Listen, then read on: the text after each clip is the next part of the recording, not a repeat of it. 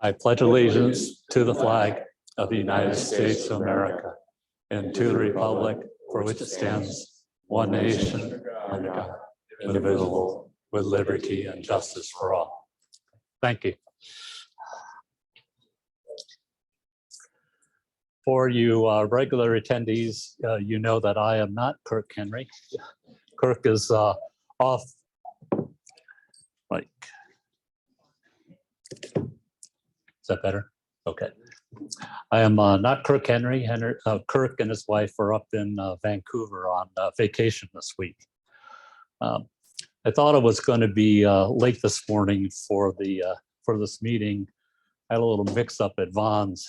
I was going through the checkout line, and when I went to pay for my groceries, the checkout lady said, "Turn towards me and strip down."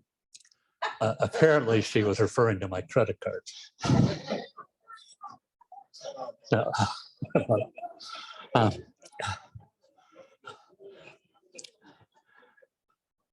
the Roundtable has been meeting here in the Wynn Room since 1983, and this is our 14th hybrid program, combining both the live and our meeting on Zoom. Later today, the program will be available on the library's Facebook and YouTube pages. For those of you who are watching on Zoom, we ask three things. One, please mute your microphones so we don't hear running commentary. We encourage you to turn your cameras off for those of you who are still in your pajamas or something less. And at the end, if when you have, or during the program, if you have questions, please put them in your chat book or chat notes. The CRT meets, Coronado Roundtable meets every fourth Friday in September. There are 5 Fridays. So if you show up for the meeting on the last Friday of September, you're going to enjoy a lovely visit to the library, but you won't be seeing us. We have upcoming programs. In September, our speaker will be David Edick, who will speak on the national gas global supply and demand.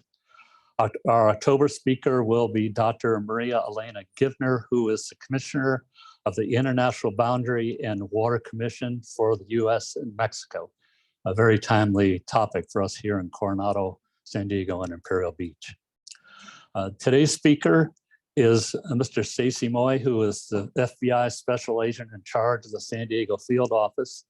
And he'll be introduced by Dave Bean, one of my fellow Coronado Roundtable board members. I gave Dave a safety tip at the last board meeting. I said, when you're introducing somebody who may be packing, it's always a good idea to give a great introduction. So, Dave.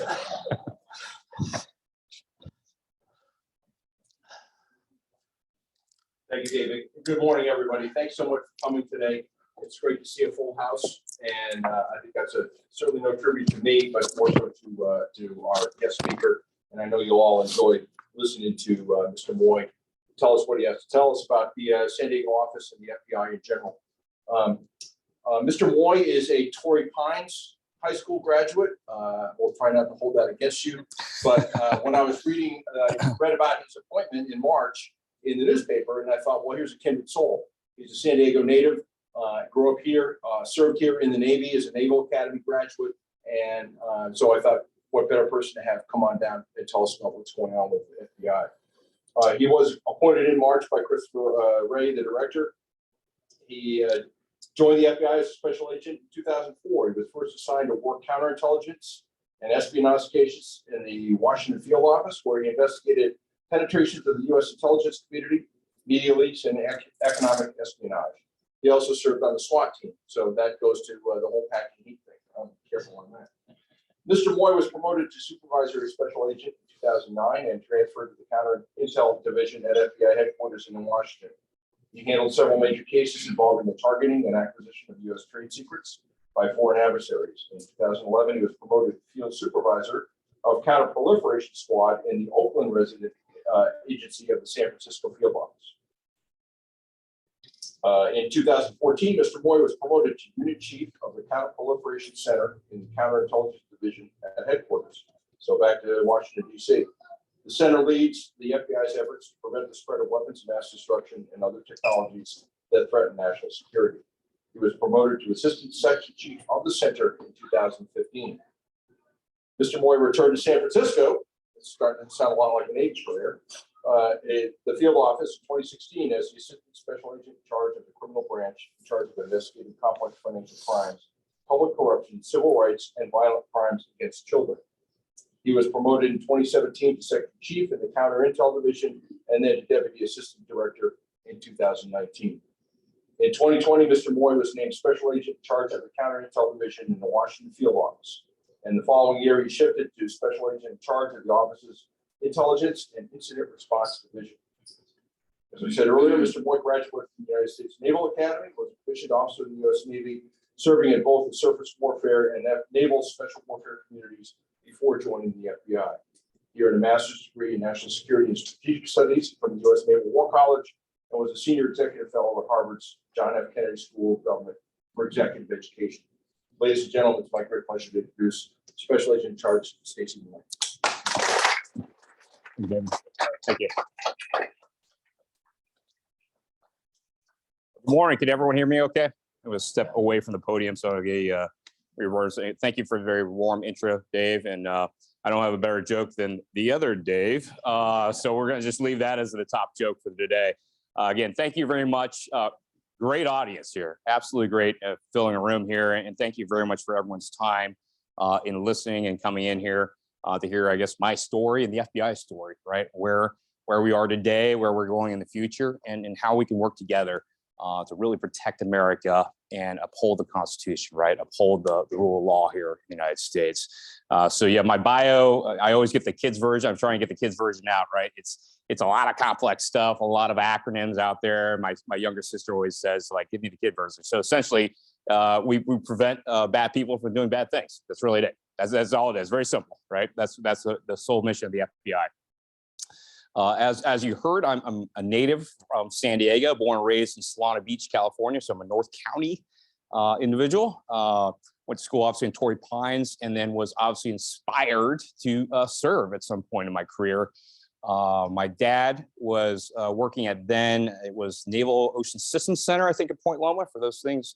NPRDC, I think it was the other acronym at the time, and then now it's called Space Warfare or SPAWAR. So that's where he did as a contract for a long time in computer systems, and really kind of rejuvenated in me, or at least galvanized my idea about serving in the military. And obviously, not hard to do when you got at that time the Miramar air show at the naval facility up there in Miramar before it became Marine Corps, right? So now I'm dating myself, right? As far as how long I've been here, right?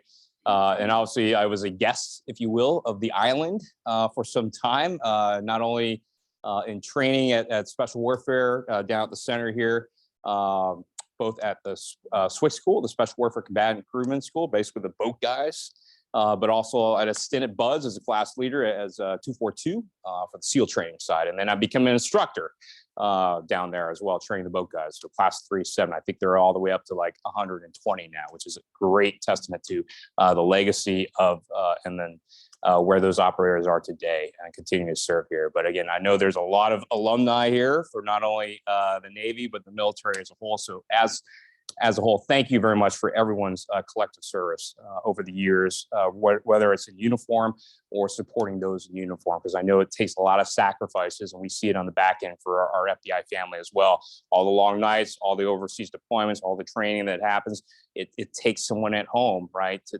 carry that family and moving it forward through several different moves.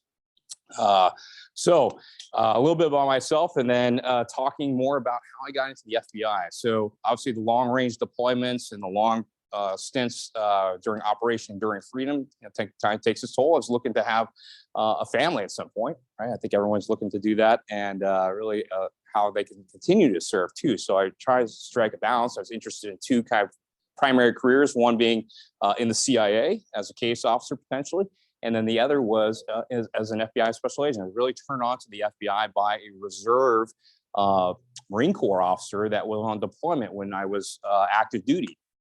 And he talked to me about the FBI. It sounded like a great adventure where I had the ability to still serve the United States, but serve domestically for the most part, and also have the opportunity to have a family. So that was really where I was inspired to make that transition. I actually employed, or at least did the application from the San Diego field office back when it was on Arrow Drive, right, by Jack Murphy Stadium, now Qualcomm, now Snapdragon, or Whole, and then Snapdragon, right? I think that's where we are these days. But I applied through there. I got in the FBI and I started my journey out in Quantico, Virginia for the new agents training, and then proceeded from there to be selected to the Washington field office, where my resume kind of went back and forth. I worked primarily in national security, counterintelligence, and then multiple field offices from San Francisco, Washington, D.C. as well. And then finally, one tour left to get back to San Diego, right? I think that's the thing. Everyone tries to get back here if they've never left. And I learned the error of my ways, right? And tried to get back there, right, as soon as I could. And one job left was a special agent in charge of the San Diego field office. So I started in March. And for those that don't know about the FBI, right, what is the FBI? What is the difference between the FBI and the other law enforcement entities? Well, we are the federal primary investigative agency for the federal government, the United States. And our mission is very, very simple, right, to protect Americans and uphold the Constitution. Very, very simple. And we do this through various different field offices. So San Diego is one of them. There's 56 of these field offices throughout the country. In California, we have one in Sacramento, we have one in Los Angeles, and we also have one in San Francisco. For San Diego itself, we essentially are the representatives for the FBI, but we also have a myriad of different skill sets within the office, whether it be FBI agents, intelligence analysts, support personnel. We have aviation, we have pilots, we have a whole slew of folks that help the machine run here to protect America through various different threats that we do cover and responsibilities. We are responsible for the San Diego County writ large, and we also are responsible for Imperial County. So a pretty massive area of responsibility here. We have 2 satellite offices we like to call sub-offices. We want one in Carlsbad, which is a North County office, and we have one in El Centro in Imperial County, and that covers the Imperial County area. For threats itself, like what is the FBI seeing today? And obviously, there's a lot that's happened, I think, in the last 24-hour news cycle of the FBI. I'm not going to talk specifically on those issues, but I will say generally, what we are most concerned about are various different areas in national security and criminal violations. And the first and foremost, we are still concerned about terrorism as a whole. By terrorism, we're talking not just domestic, we're talking the foreign terrorist organizations. And by domestic, we're talking homegrown violent extremists, right? Folks that self-radicalize, right? Come to violence in some way, shape, or form, whether they're inspired by other former acts of violence, school shootings, for example, mass shootings. These are folks that actually are sitting behind a keyboard probably and just surfing the internet. I think the pandemic has a lot to do with folks being exposed to a lot more stuff out there that has inspired them one shape or form. And they're not devout in the fact that they've believed in these terrorist organizations, whether it be ISIS, Al-Qaeda, Hezbollah. They're not really devout in that area. They're just like looking to find someone that's going to give them training or give them some similar motivation to affect violence. And they radicalize very, very quickly. And it's to the point where it sometimes eludes our normal tripwires we have for counterterrorism because it's in communities where folks have probably seen something about the individual's behavior, and either for whatever reasons have decided not to bring that to law enforcement's attention, not brought it to the teacher, not brought it forward, so we can actually intervene earlier. Okay, so if there's one call to action for the community here is to see something, say something. It works every time, better than after the fact, right? Because after the fact, after major incidents, it seems as if someone, it always comes on the camera, right? You see it time and time again. Well, this person was disturbed, or this person, we knew that there was an issue with them. Like what happened, right? Why is that not getting in law enforcement? Why is that getting person's mental wellness and attention earlier? So we're looking to do that and engage with the community, right? We're not saying law enforcement, the criminal justice system is the end all be all to affect a change, but we are saying we want to intervene earlier and often to get those persons the help they need and also prevent that violence from occurring. right? Prevent them from having weapons, prevent them from radicalizing, right? So that's what we're asking for the community, if we can do a call to action on that area. But we're concerned about the terrorism. We still are seeing terrorism threats out there. We don't have the proliferation of terrorist activity coming into the United States. Obviously, the pandemic slowed that quite a bit, but we are still concerned about their ability to penetrate through social media, through the dark web, through other covert communications that elude us, right? So there's folks that might be in gaming circles or might be folks in some closed chat rooms that should be coming forward if they start seeing that out there. So that's the first area we're concerned about, right? Domestic terrorism, racially motivated extremism, homegrown violent extremism. That's the first area. The next area we're focused in on from the FBI is the traditional counterintelligence, right? The nation state actors, foreign influence, malign influence into the United States, folks that want to do harm to the very, very freedoms that you guys have served many, many times and lost many, probably a lot of colleagues over the years in service to our great country to protect the freedoms, the freedom of speech, the ability to freely think and do what we want to in the United States. There are nation adversaries that want to disrupt that want to sow discord, that want to shake up the political system here and dissuade confidence in it. All right. So they want to basically make the country unsafe and untenable, and they're doing it remotely. And that's where we see it time and time again. It's not your traditional spy versus spy that comes in and is out of an embassy, out of a consulate, and then trying to, go out and meet in the cover of night, probably in some of these books here, right? They're still doing that, but they're not doing it as prolifically. They don't need to do it. They have the power of the internet. They have the power of a global economy, of a global enterprise. And when I say that, we're talking about students, we're talking about venture capitalists, everything we want to do to make the world an innovative place in the United States to continue to be the pinnacle of emerging technology and the #1 economy here and superpower. We're always targeted for that, right? And because of that, we're seeing time and time again that nation state adversaries are being much more ingenious on how they are targeting us, whether it be social media, like LinkedIn, for example, where nation state adversaries can very, very quickly look at someone's resume and say, okay, that person served in the Navy for 20 something years. They were a commander, they were a captain, they had access to security clearances, they had access to these facilities. Now they're looking to do a business or like to work on some technology. How can we collaborate? So they might reach out to these individuals just simply to strike a conversation as a business, invite them to some lunches, invite them to another country, maybe some conventions, and then try to elicit some more information and begin exchanging technologies. And soon it walks from very comfortable stuff to intellectual property before they even know it, right? So those are the simple things that they do. And so it's always about a trust and verification. Who are they working for? Who are we talking to on the other end? Because it could be these what we call non-traditional collectors that are actually the nation state adversaries mechanism to get our critical information and critical technologies. And we're talking in the billions and billions of dollars every year we lose to nation states like China, Russia, Iran, North Korea.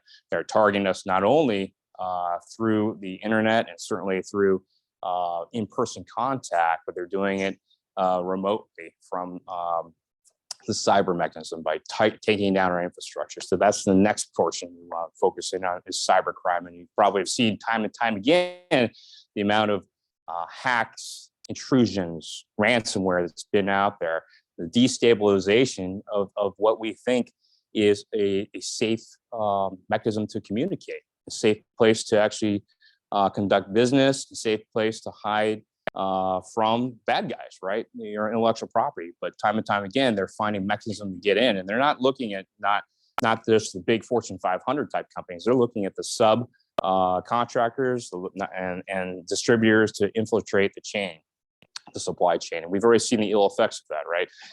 Whether it be the Colonial Pipeline crisis, the targeting of JPS. We've also seen ransomware where critical information is then absconded from a company.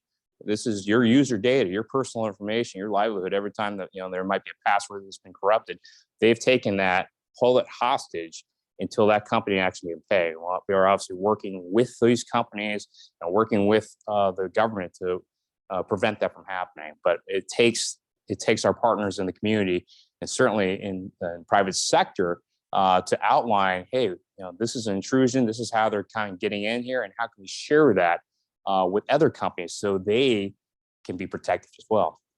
So that's the cyber portion. The next portion we look at within the FBI is your traditional criminal areas, criminal threats. We look at everything from public corruption, hate crimes. We look at financial crimes, and we also look at human trafficking and crimes against children. And how this relates to San Diego, we're going to shift this all the way forward to San Diego itself, is San Diego, military, right? Huge industrial base here, defense industrial base, whether it be the Navy, the Marine Corps, Special Warfare, some of the other military installations, Coast Guard. We have a huge area for not only personnel, but technology that's sitting here that is ripe for targeting by foreign adversaries, and certainly ripe for insiders. And we just saw the Bonhomme Richard, right? Everyone remembers that giant fire started by one sailor, right? That took out a critical piece of technology and critical asset for our Pacific fleet, right? It only takes one to do that, right? And we work with NCIS, right, to hold that person to justice. But at that point, it's too late. So we're always trying to get ahead of these type of threats. So the military is a strong partner with us. We also are looking at the biotechnology out here. San Diego is an industry leader. There's many companies that are doing cutting edge research in biotechnology. And then we also look at the venture capitalist area, this being an incubator area, very similar to Silicon Valley, where companies come in here and start up, like maybe 5-10 employees and build their company out. But it's very important. They're doing cutting edge stuff, but how are they protected? Who's holding their server? Who's looking at who's potentially contacting them during traveling and trade shows? Like, where is that relationship going? So we're always like looking out to broker relationships with these folks and protect the emerging technology before it gets out. And with that, we also have the border. Everyone knows right down the road, you go down the Strand and all of a sudden you're down in Imperial Beach, and then right down the road, San Ysidro and Otay Mesa, right? It's the largest land crossing in North America, right? In Northern Hemisphere, actually. And every day we have U.S. citizens, though, that goes back and forth, but also reside in Mexico, right? How do we make it safe? So we partner not only with the Mexican authorities, but our folks at Coast Guard and CBP, which is the Border Protection as well, and the Department of Homeland Security, to ensure we are having an active exchange of information and intelligence for where threats might be coming from, whether it be fentanyl, Mexican cartels,